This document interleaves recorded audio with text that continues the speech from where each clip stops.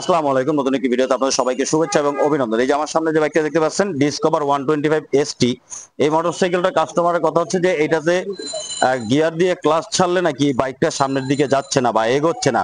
Clutch plate বাটি লাগানো হয়েছিল কিছুদিন আগে, অন্য কোথাও লাগিয়েছেন, তো চেক করাতে নিয়ে আসেন যে বাইকটা নাকি স্পিড উঠতেছে না বা ভাগতেছে না, যেটাকে আমরা বলে থাকি বাইকের গিয়ার দিয়ে সামনে দিলে বাইকটা সামনের দিকে যাচ্ছেই না টোটালি। এই যে ক্লাচ প্লেট বাটির যে প্রবলেম, সেটা চেক করার যে সহজ উপায় বা কিভাবে সঠিক নিয়মে চেক করলে বুঝতে পারবো যে ক্লাচ প্লেট বাটি খারাপ আছে কোন রকম ইঞ্জিন কোলার ছাড়া, সেটাই আপনাদেরকে কাছে থেকে দেখাবো। এবং কাস্টমার যেহেতু রিপোর্ট করেছে যে বাইকটাতে প্রবলেম আছে, যেহেতু ক্লাচ প্লেট বাটি কথা বলেছে যে খারাপ আছে, সামনের দিকে জানে, সেটা একটু চেক করে শর্টকাট আপনাদেরকে একটু দেখাই। ক্যামেরাটা সামনের দিকে এনে আপনাদেরকে সরাসরি দেখাই একটু। প্রথমে হচ্ছে যে আমি বাইকটাকে চাবি দিয়ে অন করে নিলাম।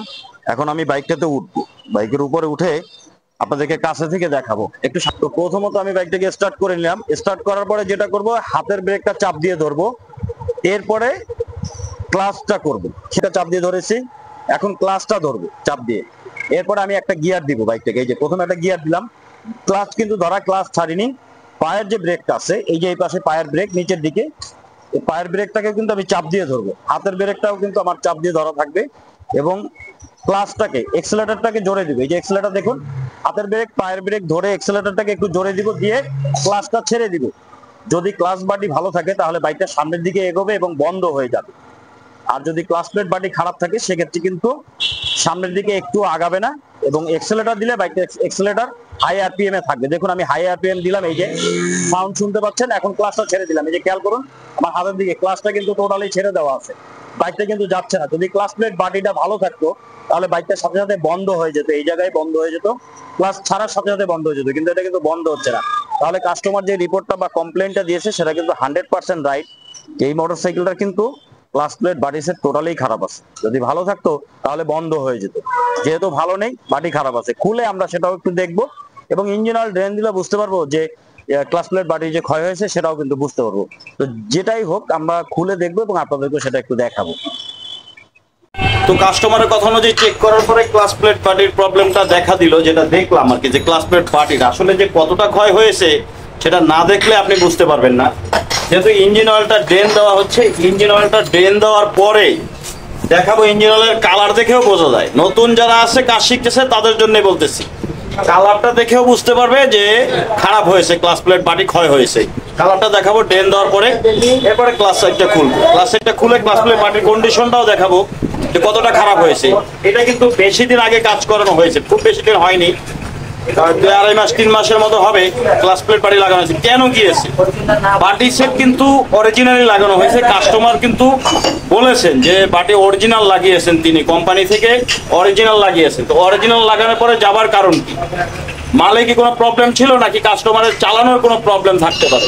এটা কিন্তু হয়ে যায়, আমি নিজেও স্বীকার করি। আমরা অনেক সময় যখন বাইক চালাই, ক্লাচ ছাড়ার 19-20-এর একটা ব্যাপার থাকে, অনেকে 20-25-30 বছরও চালাই, সেটা বড় কথা না, সেটাও কোনো বিষয় না, কিন্তু অনেক সময় হয়ে যায় চালাতে গেলে, প্র্যাকটিক্যালে যখন চালাতে যাই, জ্যামের ভিতরে বা উঁচু জায়গায় উঠতে গেলে অনেক সময় ক্লাচটা কম ছাড়া হয়, এক্সেলেটরটা বেশি দেওয়া হয়। বেশিরভাগ ক্ষেত্রে এই সমস্যার কারণেই ক্লাচ প্লেট বাটি দ্রুত নষ্ট হয়, যেটা বেশিরভাগ ক্ষেত্রে হয়, আমাদের ক্ষেত্রেও হয়। আমরা যে বাইকের কাজ করি আমাদের ক্ষেত্রেও হয়। তো হতে পারে, মানুষই তো বাইক চালায়, তাই না? মানুষের কাছে হতে পারে অনেক সময় এক্সেলেটর বেশি দেয়, ক্লাচটা কম ছাড়া হয়, তখন যখন স্লিপ করে তখনই কিন্তু আস্তে আস্তে ক্লাচ প্লেটটা পুড়তে থাকে, হার্ড হয়ে যায়, বাটি স্লিপ করে। এটা খোলার পরেই দেখা যাবে যে বাটি কতটা স্লিপ করেছে, ক্ষয় হয়েছে, খুলে আপনাদেরকে সেটা দেখাই। এই ক্লাচ প্লেট যাওয়া, ক্ষয় হওয়া, এই সম্পর্কে অনেক ভিডিও চ্যানেলে দেওয়া আছে, আপনারা সেই ভিডিওগুলো দেখে নেবেন। আপনাদের বাইকের কিভাবে সেটিং করতে হয়, লাগাতে হয়, সব ভিডিও আমার চ্যানেল আপলোড করা আছে, চ্যানেলটাকে সাবস্ক্রাইব করে রাখবেন, সেই ভিডিওগুলি পেয়ে যাবেন। আর এখানে ইঞ্জিন অয়েল ড্রেন দেওয়া হয়েছে, নিচের দিকে ইঞ্জিন অয়েলটা কিন্তু পড়তেছে। আমি আপনাদেরকে ওই পাশ থেকে কাছে থেকে ইঞ্জিন অয়েলটা দেখাই। আর গাড়িটা যেমনটা বলেছি ডিসকভার 125 ST, এটা হচ্ছে ST স্টিকার, এই যে একদম ক্লিয়ার এখান থেকে দেখা যায়, 125 ST এবং ডিসকভার, এই যে। তো ইঞ্জিন অয়েল নিচে থেকে পড়তেছে, এখানে একটা ফিল্টার থাকে, ইঞ্জিন অয়েলের ছাঁকনি থাকে, এই যে খেয়াল করুন ইঞ্জিন অয়েল ছাঁকনি। আর এখান থেকেই কিন্তু বোঝা যায় যে কতটা ক্ষয় হয়েছে। ইঞ্জিন অয়েলটা কাছে থেকে আপনার হাতে নিয়ে আমি একটু আপনাদেরকে দেখাই। এই যে দেখুন এখানে মগের ভিতরে খেয়াল করুন ইঞ্জিন অয়েল পড়তেছে, আর নিচের দিকে যে ইঞ্জিন অয়েলটা পড়েছে সেটাই আপনারা একটু খেয়াল করুন। এখানে খেয়াল করুন আমার হাতের দিকে দেখুন, একদম স্পষ্ট দেখা যায় ক্লাচ প্লেট বাটি ক্ষয় হয়ে গাদ হয়ে সেটা কিভাবে খারাপ হয়ে গেছে একটু খেয়াল দেখুন। একদম মানে সম্পূর্ণ ক্লাস প্লেট বাটি ক্ষয় হয়ে গাদ হয়ে গেছে, ক্লিয়ার দেখা যায়, ক্লিয়ার বোঝা যায়। এই যে দেখুন, এভাবে ইঞ্জিন অয়েল দেখে কিন্তু বোঝা যায় যে ক্লাস প্লেট বাটি স্লিপ করতেছে বা ক্ষয় হইতেছে বা দুর্বল হইতেছে, সেটা কিন্তু এভাবে ইঞ্জিন অয়েল দেখে প্রাথমিকভাবে বোঝা যায়। ইঞ্জিন অয়েল যখন চেঞ্জ করবেন তখন কিন্তু মিস্ত্রিকে জিজ্ঞেস করতে পারেন অথবা মেকানিক ভাইরা এভাবে দেখতে পারেন যে ক্লাস প্লেট বাটিতে কতটা দুর্বল হয়েছে বা ক্ষয় হতেছে। আর হচ্ছে এটা খোলার জন্য এটার যেটা করতে হবে সেটা হচ্ছে যে এই যে কিক থাকে, কিক খুলবো এবং এখানে যে 8 নাম্বার নাটগুলো আছে, ক্লাস লিভারটা আছে, এই যে এখানে 8 নাম্বার নাট আছে, এই নাটগুলোকে পুরো নাটগুলোকে খুলবো, খুলে ক্লাস কভারটা বের করব। প্রথমত ইঞ্জিন অয়েল ডাউন দিতে হবে, দিয়েছি। এরপরে এই 8 নাম্বার নাটগুলোকে খুলে আস্তে ধীরে খুলতে হবে, কারণ পুরোনো বাইক তাড়াহুড়ো করে খোলা যাবে না। পুরোনো বাইকের নাট বোল্টগুলো টেম্পার কম থাকে, অনেক সময় ভেঙেও যায়, টাইট দিতে গেলেও ভেঙে যায়। এগুলো যেহেতু টর্কের মাপ বা রেঞ্জ আমাদের অ্যাভেলেবেল অনেক মিস্ত্রির বা অনেক মেকানিকদের কাছে মার্কেটে কিন্তু নেই, যারা আমরা বাইরে কাজ করি। ঢাকার ভিতরে হয়তো কোম্পানিতে থাকতে পারে বা অনেক ওয়ার্কশপে থাকে, ঢাকার বাইরে বেশিরভাগ ওয়ার্কশপে কিন্তু সব ধরনের টুলস থাকে না। অতএব হাতের মাপে রেখে পুরোনো বাইকের কাজ করতে হবে বা টাইট দিতে হবে নাটগুলো। পুরোটাকে খুলবো, খুলে বের করে নাটবোল্ট খুলে আপনাদেরকে দেখাচ্ছি। আরেকটা গুরুত্বপূর্ণ ইনফরমেশন বলি, অনেকে যারা কাজ করে দোকানের ছেলেপেলে যারা আছে তারা বলে আমাদেরকে খুলতে দেয় না কেন, আমাদেরকে কাজ করতে দেয় না কেন। সেটারও কারণ আছে, আমি বলি কেন একজন মেকানিক যে হেল্পার থাকে বা যারা কাজ শিখে ছোট ছেলেপেলে থাকে ওয়ার্কশপে, তাদেরকে কেন দেয় না সেটার কারণ বলি। তারা আগে শিখবে, তারপরে খুলতে দিবে। দেখুন এইখানে এই যে নাটটা দেখুন, এই যে এই 8 নাম্বার নাটটি, এই যে এই নাটটি হচ্ছে যে আমি যখন খুলতে গেলাম, এই টি দিয়ে যখন খুলতে গেলাম আমার হাতেই বলে দিয়েছে, যখন আমি এটা খুলতে গেলাম তখন আমার হাতেই বলে দিয়েছে এই টিটা দিয়ে যদি আমি নাটটা খুলতে যাই, প্রেসার দেই, তখন এই নাটটা স্লিপ করবে। স্লিপ করাটা বুঝতে পারতেছেন, মানে টি স্লিপ করবে, এটি দিয়ে খুলবে না, আর নাটটার যে গ্রুপটা থাকে সেটা নষ্ট হয়ে যাবে। তো এই কারণে আমি এবার অন্য আরেকটা টি নিয়েছি, যেটা ভালো একটু, যেটা নতুন একদম জাম জাম হবে। এই দেখুন, এইটা যখন আমি বাড়ি দিয়ে হাতুড়ি দিয়ে টোকা দিয়ে লাগিয়ে দিয়েছি, টিটা দেখুন জাম জাম একদম সেট হয়ে গেছে। এই যে দেখুন, তো এই কারণেই কিন্তু আমি তো বুঝতে পেরেছি, নতুনরা কিন্তু ছেলেবেলারা কিন্তু বুঝতে পারে না, ওয়ার্কশপে যারা থাকে তারা বুঝতে পারে না যে আসলে স্লিপ করবে কিনা। তো আমি কিন্তু বুঝতে পেরেছি, এই কারণেই নতুনদের হাতে কখনো এইভাবে খুলতে দেই না বা দেওয়া হয় না, অনেকে দিতে চায় না। তারা মনে করে যে আমাদেরকে কাজ শিখাচ্ছে না বা শিখতে দেয় না, সুযোগ দেয় না, সেরকমটা নয়। আগে এই বিষয়গুলো তাদের বুঝতে হবে, এই অভিজ্ঞতাটা তাদের থাকতে হবে, তারপরেই তাদের দিয়ে খোলাতে হবে। এখন এটাকে খুলবো, পুরোটা খুলি। বললাম এই কারণে অনেক ছেলেপেলে যারা কাজ করে বলে আমাদের কাজ শিখায় না, তাদের উদ্দেশ্যে বললাম আর কি, যে আগে বুঝতে হবে কোথায় কোন নাট, কোনটা কিভাবে খুলতে হবে যেটা জানতে হবে, তারপরে গিয়ে কাজ করতে হবে। কিভাবে ওস্তাদরা কাজ করে সেটা দেখতে হবে, অভিজ্ঞতা অর্জন করতে হবে, তারপরে কিন্তু কাজ করতে হবে, তা নাহলে ক্ষতি হয়ে যাবে। তো আমি এটাকে খুলে সবকিছু দেখাচ্ছি আপনাদের। এই নাটগুলো খোলার আগে এই যে ফুড স্টাম্প থাকে, এই ফুড স্টাম্পের দুটি 12 নম্বর নাট থাকে, ডিসকভার 125 ST বা ডিসকভারে থাকে, এগুলো একটু লুজ দিয়ে নিতে হবে, তা নাহলে কাভারটাও বের করতে অসুবিধা হতে পারে। আবার এখানে নিচে একটি নাট থাকে, এই নিচের দিকে একটা নাট আছে, এই নাটটাও খুলতে অসুবিধা হবে, তবে লুজ দিয়ে নেবেন।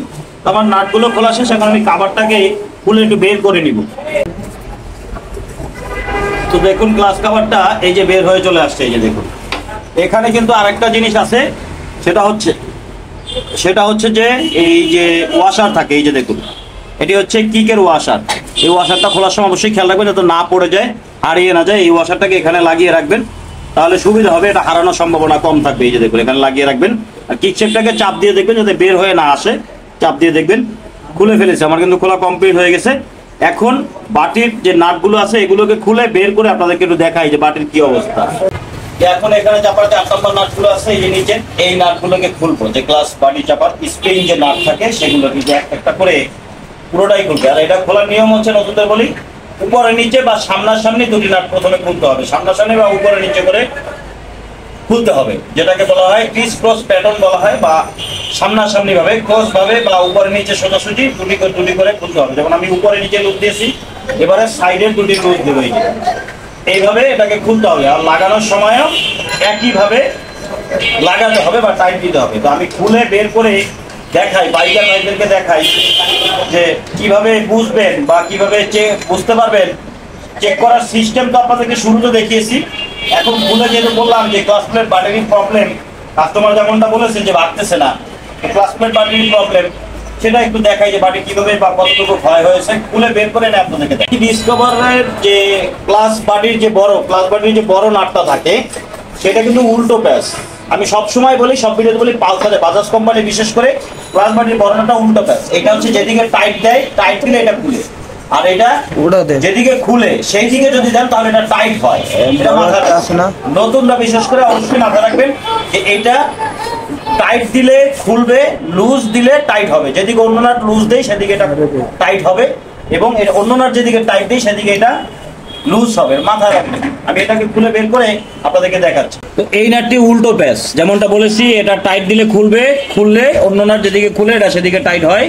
আর এখানে একটা ওয়াশার থাকে, এই যে খেয়াল রাখবেন, এখানে একটা ওয়াশার থাকে ডিসকভারের, এই যে দেখুন, এই ডিসকভার 125 ST এই যে ওয়াশার থাকে, খেয়াল রাখবেন। এগুলো নতুনরা অনেক সময় গুলিয়ে ফেলে। আমি বাটিটা বের করি, বের করে আপনাদেরকে একটু দেখাই। যেহেতু গরম, আমি গরম ভাবে ইঞ্জিনটা খুলেছি, আমার কাছে আনার সাথে সাথে আমি চেক করে দেখলাম, তারপরে কিন্তু আমি এটা খুলে বের করতেছি। বাটিটা বের করে কাছে থেকে আপনাদেরকে একটু দেখাবো যে বাটির কন্ডিশন কি, বাটির কি অবস্থা সেটা আপনাদেরকে দেখাবো। এইখানে কিন্তু এই যে ভিতরে একটা ওয়াশার থাকে, এই যে বড় বাটি, এটার পিছনে এই ভিতরে ক্লাস বাটির পিছনে ওয়াশার থাকে। এই ওয়াশারটা অবশ্যই খেয়াল রাখবেন যাতে ওয়াশারটা হারিয়ে না যায়। এখানে কিন্তু ওয়াশার থাকবে, যদি না থাকে, যদি ওয়াশার না দেন তাহলে কিন্তু বাটির অ্যাডজাস্টমেন্ট কিন্তু ঠিকভাবে আপনারা করতে পারবেন না বা আসবে না। এখন এইখানে খেয়াল করুন, আমি যে চেক করেছিলাম, চেক করার পরে যেটা দেখলাম যে ক্লাস প্লেট বাটি খারাপ। দেখুন কতটা খারাপ হয়েছে সেটা আপনি দেখলে বুঝতে পারবেন, না দেখলে বুঝতে পারবেন না। এখানে ক্লাস প্লেট বাটির খুবই খারাপ অবস্থা। এখন যদি কাছে থেকে আপনাদেরকে দেখাই, কাছে থেকে খেয়াল করুন, দেখুন এই বাটি পুরো গর্ত হয়ে গেছে। দেখুন কতখানি গর্ত হয়ে গেছে। দেখুন এই যে মাঝখানে ক্ষয় হয়ে যে গর্ত হয়েছে না ক্লাস প্লেটের, এই জায়গাটা যদি আমি পানি দিয়ে দেই, পানি সাইড থেকে পড়বে না, কারণ এটা গর্ত হয়ে গেছে। দেখুন কতটা খারাপ হলে, এই যে দেখুন কতটা খারাপ হয়েছে, এই যে দেখুন কিভাবে গাড়ি চলবে। এই যে দেখুন অরিজিনাল লাগিয়েছে। এবং এই পাশটাও খেয়াল করুন, এই যে দেখুন এই পাশেরটাও খেয়াল করুন, গর্ত হয়ে গেছে। এখানে পানি দিয়ে দিলে পানি থাকবে, পানি পড়ে যাবে না, কারণ গর্ত হয়ে গেছে, একদম গর্ত হয়ে গেছে। আর ক্লাস প্লেটের অবস্থা দেখুন, ক্লাস প্লেটের অবস্থাও খুব একটা ভালো নয়। এবং এই বিশেষ করে এই দেখুন, আমি যেমনটা আগে বলেছিলাম যে চালানোর কারণে যে স্লিপ করে বা হয়, সেটা তো অনেক বাইকাররা বিশ্বাস করবেন না। অনেকেই বলবেন আমাকে যে ভাই এটা সম্ভব না, লাগানোর কারণে হয়, বাটি খারাপ হয়ে গেছে, এই হয়েছে সেই হয়েছে। আমি চালানোর কারণে যে হয়েছে বললাম, এমনি এমনি বলিনি ভাই। এই ক্লাস প্লেটটা একটু খেয়াল করুন, সবগুলো ক্লাস প্লেট ঠিক আছে, কোনোটাই কিন্তু স্লিপ করে নাই। একটা ক্লাস প্লেট স্লিপ করছে, শুধুমাত্র একটা ক্লাস প্লেট স্লিপ করে পুরো বাটির 12টা বেজে গেছে, ক্লাস প্লেট সেটটারই 12টা বেজে গেছে।